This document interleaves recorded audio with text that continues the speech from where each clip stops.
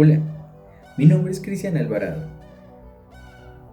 El siguiente video es para la materia de legislación del programa de formación en técnico profesional en desarrollo de software de cuarto semestre de la CIAF.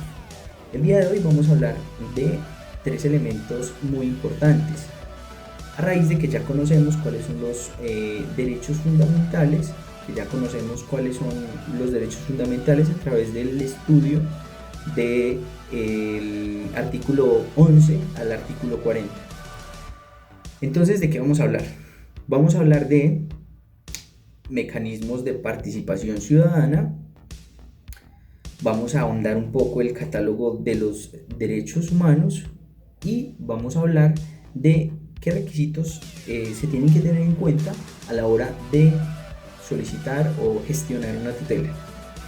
Entonces, de esta manera vamos a empezar el día de hoy. Para iniciar el tema es importante saber qué son los mecanismos de participación ciudadana. Entonces, los mecanismos de participación ciudadana son una serie de herramientas que se establecen en la Constitución del 91 para asegurar e incentivar a la movilización de la ciudadanía colombiana.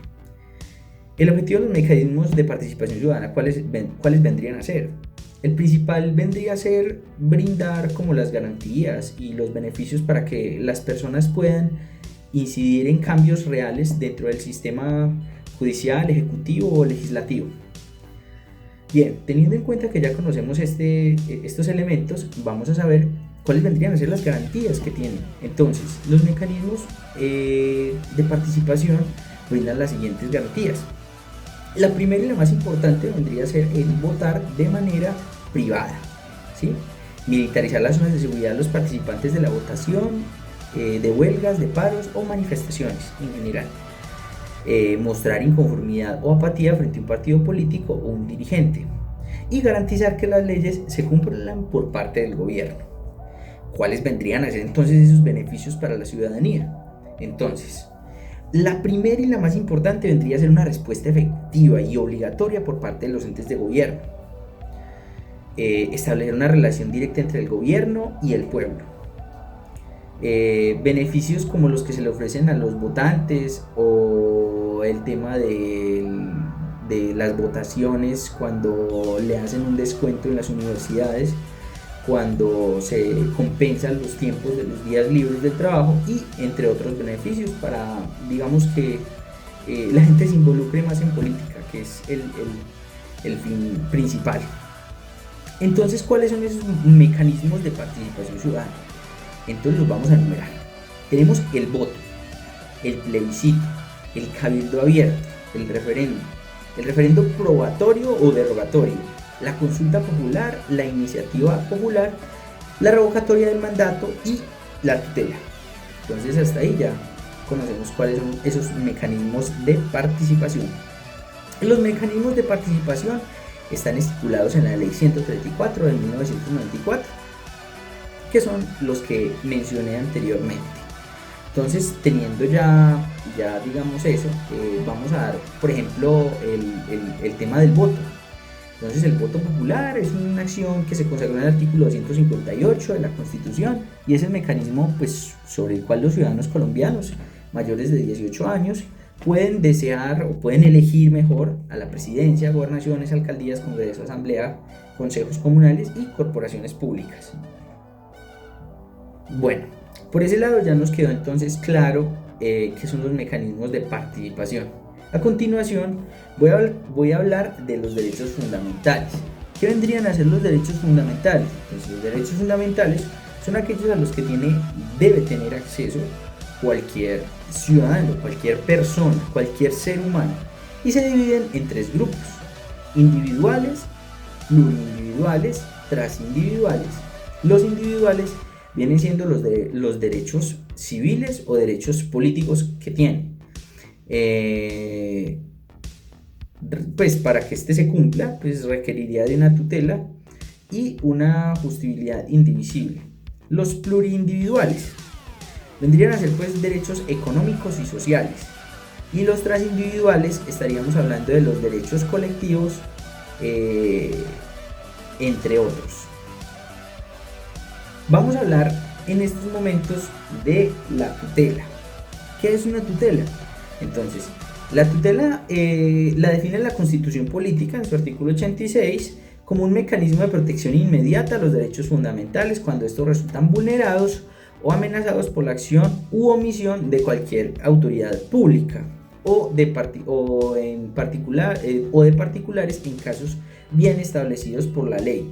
Entonces, ¿qué artículos o cómo está reglamentada la tutela a través de los decretos? Entonces, el decreto 2591, el decreto 306 y el decreto 1382 son los que nos hacen referencia directa sobre el manejo de la tutela. Vamos a hablar de cuáles son las características de la tutela. Entonces, pues él tiene 5 características principales, las cuales son, en primera instancia, el subsidiario, porque solo procede si no existe otro mecanismo de defensa judicial idóneo, es decir, se requiere o se utiliza la tutela en casos bien particulares. Como segunda instancia, inmediato, debido a que su propósito es otorgar sin dilaciones la protección que haya lugar para el individuo. Y sencillo, porque no existen conocimientos jurídicos para su ejercicio y puede ejercerse directamente por el afectado. Esto pues está definido en la sentencia T225 del 93 por la Corte Constitucional. Cuarto, específico, porque se creó como mecanismo especial de protección de los derechos fundamentales.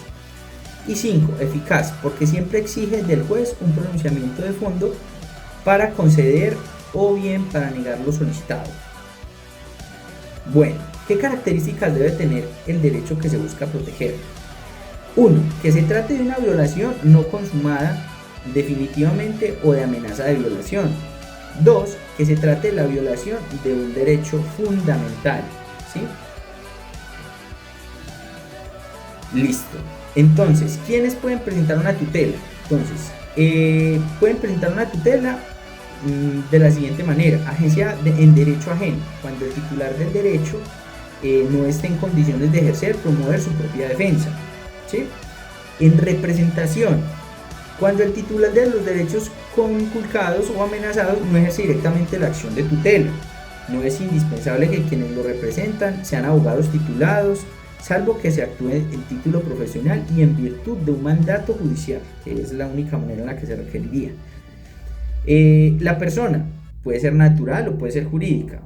La persona que está directamente afectada en sus derechos, ¿sí? Y el personero municipal y el defensor del pueblo pueden interponer acciones de tutela cuando se hagan en nombre de una persona que lo solicite. Bueno, vamos a mirar contra quiénes puede funcionar la tutela. Entonces, la tutela funciona contra autoridades públicas cuando con una acción u omisión se amenacen o vulneren pues, los derechos fundamentales de estas personas. Y se pueden también implementar contra particulares y de manera excepcional. Listo.